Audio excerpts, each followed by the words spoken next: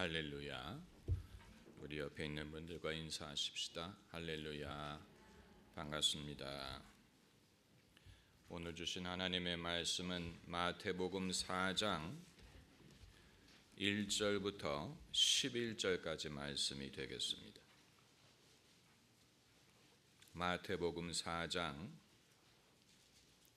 1절부터 11절까지 함께 읽겠습니다. 그때 예수께서 성령에게 이끌려 마귀에게 시험을 받으려 광야로 가사 40일을 밤낮으로 금식하신 후에 줄이신지라. 시험하는 자가 예수께 나와서 가로되 내가 만일 하나님의 아들이거든 명하여 이 돌들이 떡덩이가 되게 하라. 예수께서 대답하여 가라사대 기록되었으되 사람이 떡으로만 살 것이 아니요 하나님의 입으로 나오는 모든 말씀으로 살 것이나 하였느니라 하시니, 이에 마귀가 예수를 거룩한 성으로 데려다가 성전 꼭대기에 세우고 가로되 내가 만일 하나님의 아들이거든 뛰어내리라. 기록되었으되 너를 위하여 그 사자들을 명하시리니 저희가 손으로 너를 받들어 발이 돌에 부딪히지 않게 하도다 하였느니라. 예수께서 이르시되 또 기록하였으되 주 너희 하나님을 시험치 말라 하였느니라 하신대, 마귀가 또 그를 데리고 지극히 높은 산으로 가서 천하만국과 그 영궁왕을 보여 가로되 만일 내게 엎드려 경배하면 이 모든 것을 내게 주리라. 이에 예수께서 말씀하시되 사단아 물러가라. 기록되었으되 주 너희 하나님께 경배하고 다만 그를 섬기라 하였느니라. 이에 마귀는 예수를 떠나고 천사들이 나와서 수종드니라. 아멘. 마귀에 대하여 생각을 해보겠습니다. 별로 달가운 주제가 아니지만 그러나 우리가 회피할 수 없는 주제입니다. 예수님도 마귀에게 시험을 당하셨다면 우리가 외면한다고 없어질 문제가 아닙니다. 세상에는 하나님의 존재를 믿지 않는 사람들이 있는데 그들은 그렇다면 마귀의 존재도 믿지 않을 것인가? 그들은 그렇다면 마귀를 어떤 식으로 이해를 할 것인가? 궁금하지 않습니까? 하나님이 별도로 위에 계시는 분이 아니고 인간 내면의 소원, 양심 이런 것을 인격화한 것이 하나님이라고 설명을 한다면 마귀란 존재는 어떤 식으로 설명을 할까? 아마 인간 내면의 어두움, 미움, 악 이런 것을 인격화한 것이 마귀다라고 설명을 할 것입니다. 그렇다면 그들은 마귀가 예수님을 시험한 것처럼 인간의 외부로부터 인간을 시험한다고 보지 않을 것이고, 이것은 어디까지나 사람 내면에서 심리적으로 벌어지는 일이다라고 말할 것입니다. 뿔이 달린 마귀가 다가와서 사람을 시험하는 것이 아니고 이 모든 것이 사람 내면에서 벌어지는 심리적인 현상일 뿐이다, 이런 식으로 말을 할 텐데, 사실 마귀는 사람들이 자기의 존재를 믿든지 안 믿든지 상관하지 않습니다. 하나님은 우리가 당신을 믿고 따르기를 바라시지만 마귀는 사람들이 그의 존재를 믿든 믿지 않든 그의 역할에 아무런 영향을 주지 않습니다. 오히려 더 도움이 됩니다. 왜냐하면 사람들이 경계심을 갖지 않고 분별하지 못할 것이기 때문입니다. 마귀는 항상 어두움 속에서 역사합니다. 그리고 자신의 존재를 감추려고 하고 자기의 거짓을 감추려고 하고 자기의 하는 일을 숨기려고 합니다. 그렇기 때문에 우리가 마귀를 두려워할 필요는 없지만 경계하고 조심하고 분별하고 영적으로 깨어 있어야 되는 것입니다. 할렐루야. 마귀는 항상 심리적인 방법으로 우리를 농락하려고 합니다. 예수께서 마귀의 유혹을 받으실 때 정확히 어떤 정황이 벌어졌는지 우리는 상상할 수 없습니다. 마귀가 뿔 달린 모습을 하고 예수님께 나타났는지, 아니면 마음속에 속삭임으로 예수님을 시험했는지, 어떤 방법으로 시험을 했는지 우리는 알 수가 없지만 아마도 생각과 느낌을 통하여 예수님을 접근했으리라고 생각이 됩니다. 여러분, 생각과 느낌의 차원에서 오는 시험은 무섭습니다. 여기 계신 모든 분들은 그런 유혹을 겪어보셨을 것입니다. 마귀가 주는 유혹은 매우 교묘하기 때문에 그게 마귀가 주는 생각인지 내 생각인지 분별하기가 어렵습니다. 대부분의 사람들은 자기의 생각이라고 생각합니다. 마귀의 목적은 자기가 주는 생각이 어디서 왔는지를 알지 못하게 하려고 합니다. 그래서 마귀가 주는 생각이라는 것을 우리가 안다면 물리치겠는데 모르기 때문에 받아들인다는 것. 이건 내 생각이다, 내 느낌이다, 나의 감정의 소용돌이다, 나의 문제다, 내가 정신이 도나보다, 나의 혼동이다, 이런 식으로 생각하기 때문에 그것을 물리치지 못하고 굴복하는 경우가 많다는 것입니다. 엑소시스트라는 영화가 있었지요. 아마 여러분 안 보신 지 오래됐을 것입니다. 1975년도에 개봉을 했습니다. 제가 대학원생이었을 때였는데 1975년 그때 이 영화가 개봉을 했습니다. 이 영화를 보면 무서운 장면이 많이 나오지만 그 중에서도 가장 언짢은 장면 중에 하나가 뭔지 아십니까? 주인공 천주교 신부가 뉴욕의 지하철역을 걸어가다가 어떤 노숙자가 적선을 요구하는 장면이, 그게 뭐가 무섭냐? 심리적인 면을 생각하면 무섭습니다. 그 노숙자는 중년 남자, 며칠을 씻지를 않아서 수염이 나고 또 옷은 누더기가 되고 이 지하철역의 쓰레기통 옆에 앉아 있는데 그 자리에서 소변을 봐가지고 바닥은 젖어 있습니다. 그런데 이 노숙자가 이 천주교 신부가 이 신부의 칼날을 하고 걸어가는 것을 보고 신부인지를 알아보고 말을 겁니다. 신부님, 잔돈 있으면 주시오. 나도 천주교 신자요. 내가 어렸을 때 복사를 했소. 이 말을 합니다. 이 말을 하지 않고 손만 내밀었다면 시험이 되지 않았을 것입니다. 그런데 이 노숙자를 보면서 주인공이 얼굴을 찡그립니다. 그리고 충격을 받습니다. 마치 자기 자신도 실족하면 그런 입장이 될 수 있으리라고 생각을 하는 듯합니다. 저 사람이 한때 가톨릭 신자였고 성당에서 복사로 일을 했었지만 지금은 노숙자요 알코올 중독자가 되어 지하철역에 앉아 있다면 과연 신앙이 사람을 도와줄 수 있는 면이 무엇이 있을까? 이것이 이 신부에게는 번민이 되는 거예요.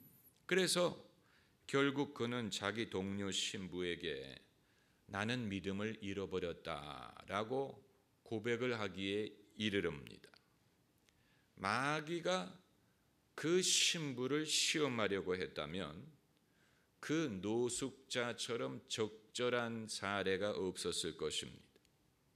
그러니까 그 신부가 평소에 영적으로 강건했던 것이 아닙니다. 여러 가지 인생의 문제, 지적인 문제, 이런 고민 때문에 이 사람은 그러지 않아도 신앙이 흔들리고 있었는데 만약에 영적으로 강건했다면 지하철역에서 그 노숙자와 대화는 벌어지지 않았을 것이고 만일 벌어졌다고 하더라도 이 사람에게 별로 영향을 주지 않았을 텐데 이미 믿음이 흔들리는 상태에서 자신의 소명과 믿음에 대해서 회의를 갖고 있는 상황에서 한때 천주교 신자였고 성당에서 복사로 일했던 사람이 주정뱅이가 되어 자기의 오줌 위에 앉아있는 장면을 보고 이 사람이 신부가 그 믿음이 완전히 충격을 받는 것이죠.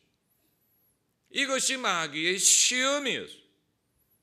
그 영화에서 정말로 마귀에게 가장 많이 흔들리는 사람은 귀신 들린 그 소녀가 아니고 그 어머니도 아니고 이 일에 관여한 이 젊은 신부예요. 왜냐하면 마귀의 목적은 우리의 영혼을 무너뜨리고 우리의 믿음을 무너뜨리고 우리로 하여금 하나님을 떠나가게 하는 데 있기 때문입니다. 마귀가 우리 내면의 심리적인 현상이 아니고 실제로 존재하는 인격적이고 악한 존재라는 것을 알 수 있는 이유는 첫째는 마귀는 우리보다도 머리가 좋기 때문입니다. 우리보다도 머리가 좋습니다. 그 사실에서 마귀가 내 안에 심리적인 현상이 아니라는 사실을 알 수가 있는 거예요. 내 지능을 뛰어넘어 나보다 머리가 좋아요. 아주 영리해. 그리고 두 번째는 끈질기고 집요하게 일관적으로 인간의 영혼을 무너뜨리고 하나님을 믿는 믿음을 잃어버리도록 집요하게 공격을 한다는 사실. 누가 그렇게 하겠습니까? 사람이 스스로 그렇게 할 리가 없습니다. 누가 공연히 무의식 중에 자기를 그렇게 괴롭히겠습니까? 그게 아니. 누군가 다른 존재가 있어서 처음부터 끝까지 집요하게 우리의 영혼을 미워하고 우리가 실족하기를 바라고 하나님을 떠나기를 바라는 존재가 있어요. 우리를 미워하는 존재가 있어요. 마귀는 하나님을 미워하고 하나님의 형상으로 지음받은 인간을 미워합니다. 인간을 미워합니다. 그리고 멸시합니다. 내 주는 강한 성이요라는 찬송가에 옛 원수 마귀는 이때도 힘을 써 모략과 권세로 무기를 삼으니, 이런 구절이 있습니다. 모략과 권세로 무기를 삼으니, 번역하는 과정에서 누락된 구절이 있습니다. And armed with cruel hate. hate라는 말이 있어요. 미워, 잔인한 미움으로 무장했다. 마귀는 무엇보다도 미워하는 존재, 인간을 미워해. 그리고 멸시합니다. 우리가 이웃을 미워하고 멸시할 때 마귀의 감정에 동조한다는 사실을 알아야 됩니다.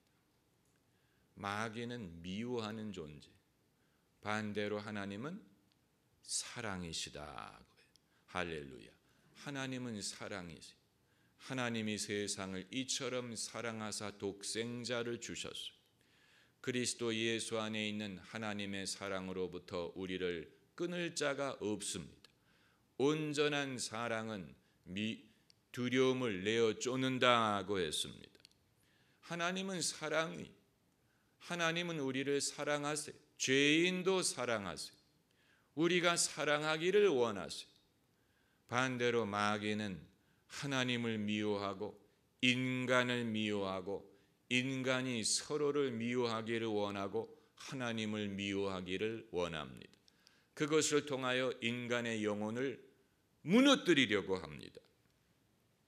예수께서 광야에서 받으신 이 시험을 통하여 우리가 배울 수 있는 몇 가지가 있는데, 첫째는 시험은 일찍 온다는 사실.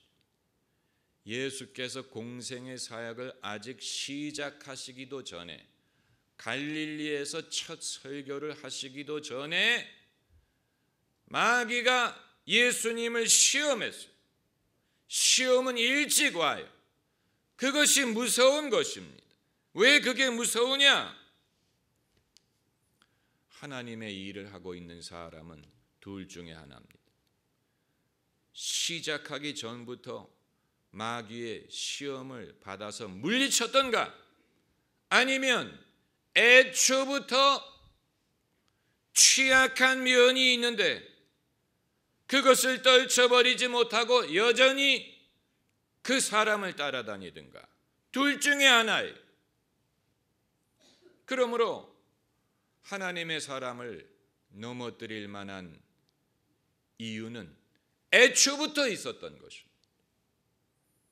애초부터 따라다녔는데 몰랐던 것입니다. 숨겨놓은 것입니다. 마귀가 애초부터 예수님을 넘어뜨리려고 한 것처럼 믿음의 사람을 넘어뜨리려는 시험은 일찍 와. 그렇기 때문에 이기든지 지든지 둘 중에 하나, 그게 일찍 결정이. 그런데 결과가 늦게 나타나는 것뿐이.